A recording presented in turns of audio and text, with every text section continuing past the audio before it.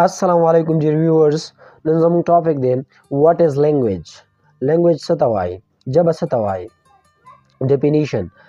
Language is a medium of communication through which we can express our emotion, ideas, feelings and thoughts to our fellow people. language د روابطو هغه وسیله ده د کوم په ذریعه چې موږ خپل جذبات، نظریات، احساسات او فکرونه د داسې خلکو سره شریک کولی شو چې کوم زموږ په هغه ژبه باندې پوهیږي. نو په دې ډیفینیشن کې دوه خبرې د وضاحت وړ دي. یو میډیم څه ته وایي؟ نو میډیم مثال داسې دی لکه مثلا ستاسو د کوټې په چت باندې یا د لنټر په چت باندې ټینکۍ پرته ده او د دغه ټینکۍ نه ستاسو کور کمرو کې دننه واشروم ته اوبه راغلي. نو دا اوبه واشروم ته د ټینکۍ نه د څه په ذریعه راراسي؟ د پایپ په ذریعه راراسي که نه.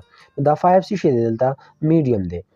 دغه شان لینګویج چې کومه دی د دوه کسانو په منځ کې د میډیم کار کوي. که چېرې دغه کسان د یو بل په ژبه باندې پوهیږي نو دوی په منځ کې د ایموشنز، آیډیاز، فیلینګز او تاټس څه کېږي؟ تبادله کېږي. او که چېرې دوی د یو بل په ژبه باندې نه پوهیږي نو دوی په منځ کې دغه میډیم نشته او دوی د یو بل په سوچ، فکر، جذبات او احساسات باندې نه پوهیږي.